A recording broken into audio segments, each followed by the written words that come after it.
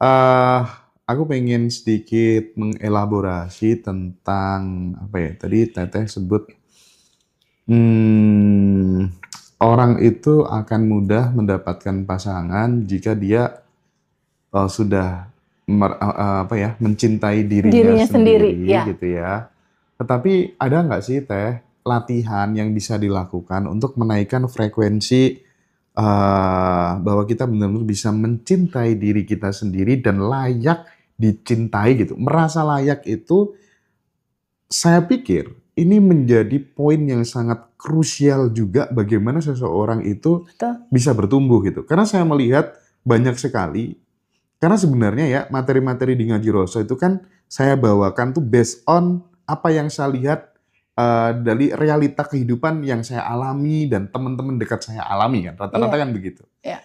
Nah, aku tuh menyaksikan orang yang jatuh itu banyak banget di dalam kehidupan aku, dalam bergaul di kantor, bertetangga gitu.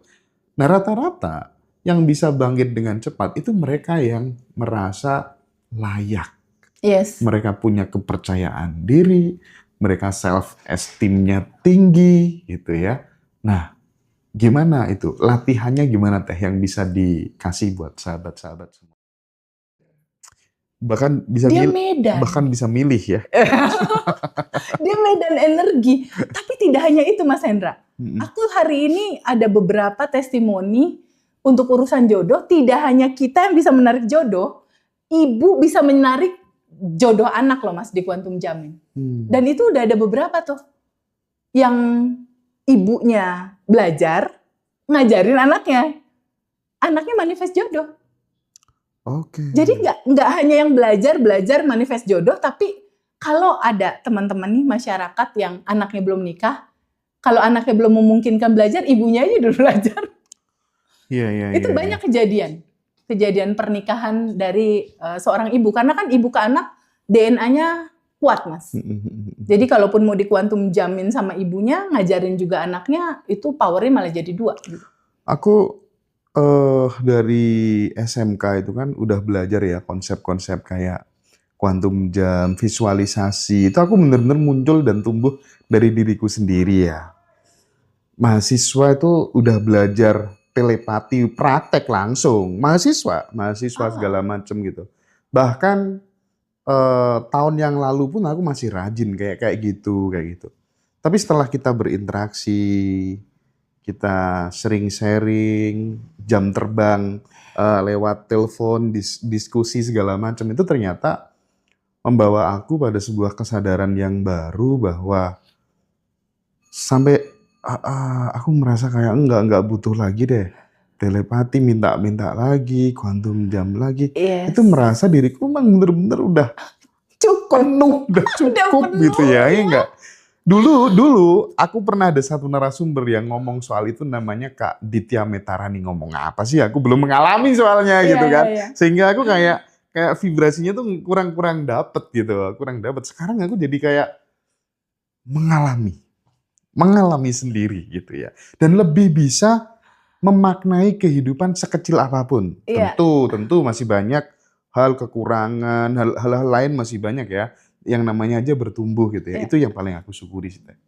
Iya banget Mas. Karena gini Mas Hendra. Sedari awal sebenarnya udah lengkap dan sempurna. Sedari awal Mas. Jadi apapun, everything, apapun yang kamu mau, sejujurnya itu sudah ada dan tersedia Mas. Sudah ada dan tersedia dan sudah tergelar. Tapi bentuknya samudra potensi tanpa batas. Potensi ini menjadi realita itu dengan rasa syukur yang besar. Merasakan bahwa itu udah terjadi sekarang, yaitu kuantum jam. Jadi mewujudkan yang dari potensi samudra tanpa batas menjadi realita, pertama memang harus tahu bab 1 dulu. Kamu siapa? Kalau enggak langsung menerima melepas gitu, misal langsung rilis, biasanya suka agak berat kalau sepengalaman aku ya. Tapi ketika sudah dibuka di awal, kamu siapa? itu enak gitu. Mundur satu langkahnya tuh enak gitu. Ngobrol sama anak-anak. Jangan terlalu melekat gitu. Mundur satu langkah, kamu siapa? Kamu bukan ini gitu. Yang bukan sejatinya kamu, kalau kamu pegangin terus, penderitaan. Itu sama dengan penderitaan. Semua yang kita genggam, semua yang melekat, dipegangin terus, itulah awal mula penderitaan. Termasuk keinginan, Mas Hendra. Keinginan, ingin, mau, dipegangin terus, itu penderitaan, Mas. Jadi izinkan aja terurai ke yang tanpa batas. Biar yang tanpa batas kecerdasan ini yang mengaturnya. Di live TikTok banyak banget yang tanya soal tiket di Bali. Silakan hubungi Mbak Dara. Silakan kontak admin Ngaji Roso, di deskripsi YouTube itu ada kok ya. Atau di bio TikTok itu juga ada. Nanti teman-teman akan berkumpul 400 sampai 500 orang di ballroomnya Hotel Aston Denpasar. Seru. Belum yang itunya, Mas, online. Oh iya, teman-teman juga bisa Teman-teman ikut. online dong disapa. Kalau Teman-teman mereka di juga luar bisa negeri. ikut kelas online. Rata-rata geng-geng di luar Hong negeri itu Kong. Hong Geng Kong Hong ya. Kong. Itu yang paling parah Hong Kong sih. Kompak. Kompak banget. Itu nanti teman-teman bisa ikut online juga ya, teman-teman. Dan yang misalnya belum pernah ikut kelas tapi lokasinya di jarak jauh, kita ada kelas batch 18 nanti tanggal 25 September. WA aja Bu. Kontak aja Bu Mia ya. Kontak aja di admin, ada nomornya di situ. Oke Teh. Kalau boleh nih dirangkum dengan beberapa kata tuh acara di Jogja kemarin gitu ya Teh ya. Apa rangkuman dari reuni spesial Abandon Revolution yang di Yogyakarta kemarin? Wow. Reuni Jogja kalau mau dirangkum dalam satu kata, momen tak terlupakan. Buat aku pribadi, Berkesan banget ya. sangat dalam, Mas. Sangat dalam sekali. Sangat dalam. Apalagi ditambah hadirnya ayah kita ya. Nah, Dr. Wayan Mustika. Itu betul-betul kayak memberikan warna yang selaras gitu dengan materi yang disampaikan. Itu pecah sih kalau menurutku. Itu indah banget gitu. Indah banget. Teman-teman tuh membawa segudang cerita bahagia gitu setelah dan itu. itu. Poin itu yang bikin tidak hanya Teteh berkesan.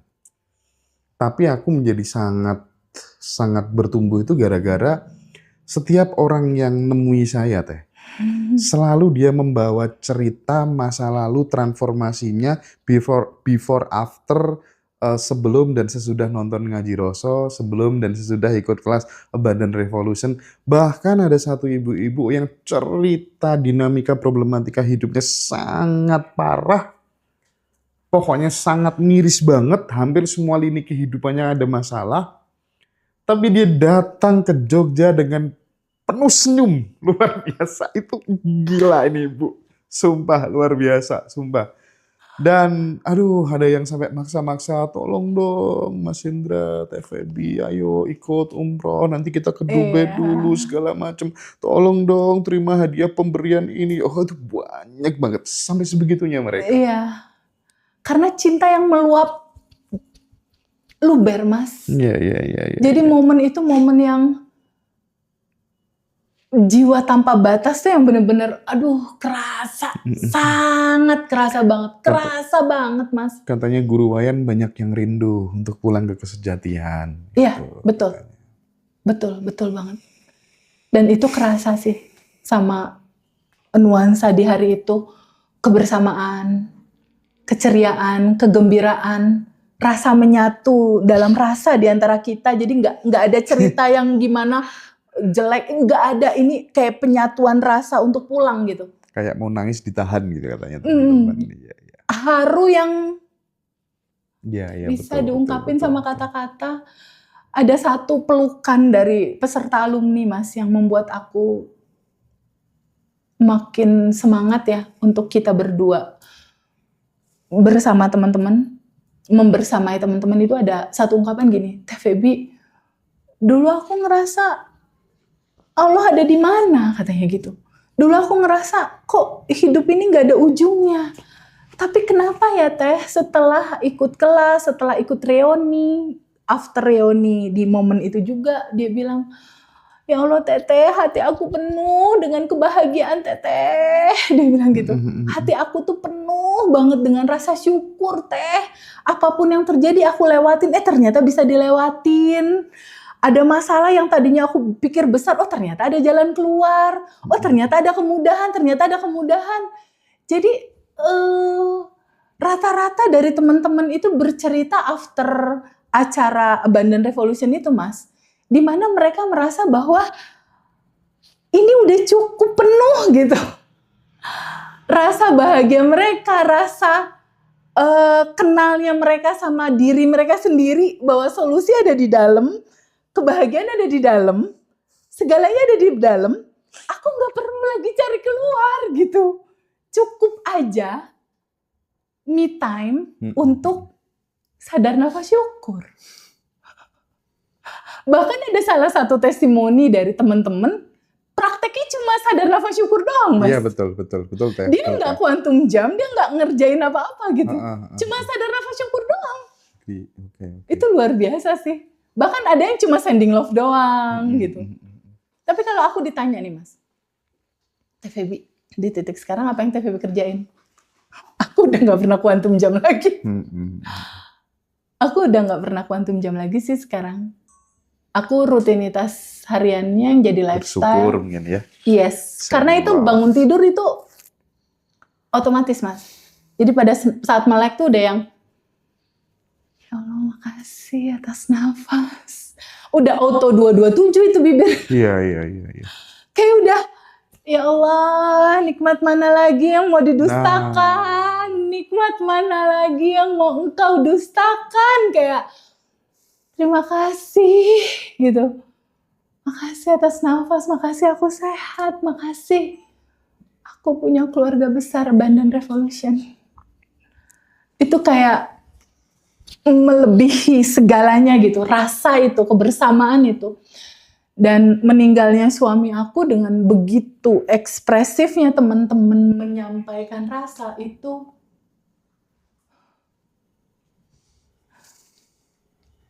Gak ada alasan untuk gak tegar gitu ya. itu nggak kebayar sih. Maksudnya teman-teman terima kasih ya atas cinta yang udah disampaikan. Itu indah sekali bisa aku rasakan saat ini. Terima kasih Kak Melia dan kawan-kawan. Iya. Mbak siapa itu yang Jakarta yang pakai kacamata dulu itu? Dwi. Bukan. Mbak siapa sih? Fiona. Rika.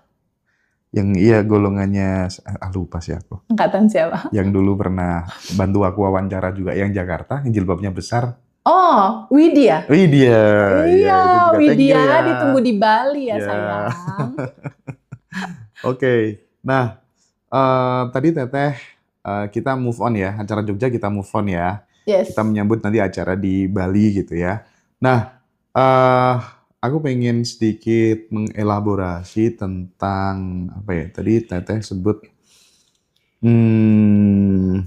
orang itu akan mudah mendapatkan pasangan jika dia sudah mencintai dirinya sendiri ya. gitu ya. Tetapi ada nggak sih Teh latihan yang bisa dilakukan untuk menaikkan frekuensi bahwa kita benar-benar bisa mencintai diri kita sendiri dan layak dicintai gitu. Merasa layak itu saya pikir ini menjadi poin yang sangat krusial juga bagaimana seseorang itu bisa bertumbuh gitu. Karena saya melihat banyak sekali, karena sebenarnya ya materi-materi di Ngaji Roso itu kan saya bawakan tuh based on apa yang saya lihat dari realita kehidupan yang saya alami dan teman-teman dekat saya alami kan. Rata-rata kan begitu. Yeah. Nah, aku tuh menyaksikan orang yang jatuh itu banyak banget di dalam kehidupan aku, dalam bergaul di kantor, bertetangga gitu. Nah rata-rata yang bisa bangkit dengan cepat itu mereka yang merasa layak. Yes. Mereka punya kepercayaan diri, mereka self-esteem-nya tinggi gitu ya. Nah Gimana itu? Latihannya gimana Teh yang bisa dikasih buat sahabat-sahabat semuanya Teh? Ya, kepercayaan diri atau merasa layak itu ketika kamu tahu siapa dirimu, Mas. Oke. Ketika kamu tahu siapa dirimu, bab 1 berarti kan, kamu adalah percikan yang tanpa batas dan berkelimpahan. Ketika kamu tahu siapa dirimu, sudah cukup sempurna, sudah sumber cinta, sudah yang tanpa batas gitu. Nah, sebelum menuju ke sana, kan ada lapisan-lapisan emosi, Mas. Kita nggak bisa aware ke sini nih, Mas. Karena masih ada lapisan yang menghalangi, aku begini, aku begitu. Nah, ini tuh diterima dulu, lalu alirkan, lalu larutkan ke yang tanpa batas. Jadi memang ada tahapan yang nggak bisa langsung ngerti bahwa aku siapa, enggak. Tapi diperkenalkan dulu, kamu siapa. Setelah tahu kamu siapa, ini ada yang menutupi kelimpahan kamu sehingga kamu nggak ngerasain itu. Orang itu tidak percaya diri ketika lapisan-lapisannya udah terlampau tebel. Sehingga dia udah nggak ngerasain lagi tuh. Kelayakannya, confidence-nya, percaya dirinya, karena udah ketutup. Nah yang menyumbat, yang melapisi, itu izinkan kamu terima dulu. Duduk dulu sama rasa itu, lalu rasakan utuh, lalu alirkan, lalu biarkan dia terurai ke yang tanpa batas. Jadi cerita lepaskan itu di terakhir, Mas. Ketika kita menerima cerita dualitas. Bahwa kesedihan, kemarahan, ketakutan, ini juga lapisan terdalamnya, core-nya ini juga cinta, gitu. Bukankah teman-teman semua alumni ini mengawali sebuah cerita masuk ke kelas itu dalam cerita sedih, dalam cerita duka, dalam cerita putus asa, dalam cerita terpuruk. Sedihnya kamu inilah yang mengantarkan kamu kepada Tuhan. Kepada diri kamu sendiri, kepada kesadaran, kepada kelimpahan kamu. Lukamu yang mengantarkan kamu kepada kesadaran, kesejatian kamu. Sadari itu bahwa luka ini yang mengantarkan kamu ketemu sejatinya kamu dalam kelimpahan. Artinya apa? Bukankah cerita sedih ini juga cinta ya pada akhirnya? Jadi biar aja berdampingan gitu ya, No sedih problem. bahagia biar berdampingan, kita tampung aja, kita alami sambut utuh. aja Iya. gitu sebagai isi Betul. dari cinta itu ada bahagia, ada sedih. Itulah keutuhan cinta. Itu namanya jadi ruang. Yes, jadi ruang di mana semua mau hadir lalu lewat, hadir lalu lewat. Itu juga yang menegarkan aku dalam posisi sekarang, sebuah kesadaran untuk mengikhlaskan, meridoi, menerima apapun yang terjadi di dalam kehidupan aku. Terus gini, dalam konteks misalnya manifestasi pasangan itu kan kadang ada yang namanya standarisasi yang sehat, Ya. dan ada yang namanya perfeksionisme yang terkadang justru menjadi penghambat gitu Iya, ya di betul. dalam memilih Pasangan. pasangan. Nah, bagaimana Teh kita bisa idealnya seperti apa gitu Teh biar cepat kejadian gitu? Gini, dari pengalaman aku ya, kalau kamu menghendaki satu jodoh, start pertama yang harus dilakukan itu, tulis kriteria yang kamu mau. Spesifik ya? Yes. Oke. Misalnya dia single, misal. Bertanggung jawab, ditulis dulu kriterianya. Nah, pada saat kriteria itu ditulis, ya, pada saat kriteria itu ditulis, sadari sama kamu. Kalau kamu masih pakai identitas lama, nggak bisa. Oh iya. Nggak bisa. Dia akan selalu merefleksikan jodoh sesuai dalemanmu. Contoh nih ya, siapapun nih teman-teman yang masih single, tapi dia punya luka batin, punya kemarahan terhadap papahnya, Nah, betul. punya benci terhadap ibunya, punya kekesalan terhadap neneknya, punya luka batin yang dalam terhadap kakak adiknya misal. Mas Henry percaya nggak? Ini kisah nyata ya. Iya. Luka, kemarahan dia, seorang perempuan misal, terhadap ayahnya marah banget. ayah ini menjadi jodohnya secara sifat. Hmm. Itu nyata loh di anak-anak private. Gitu ya Teh ya? Yes. Absolutely yes. Ulangi lagi Teh.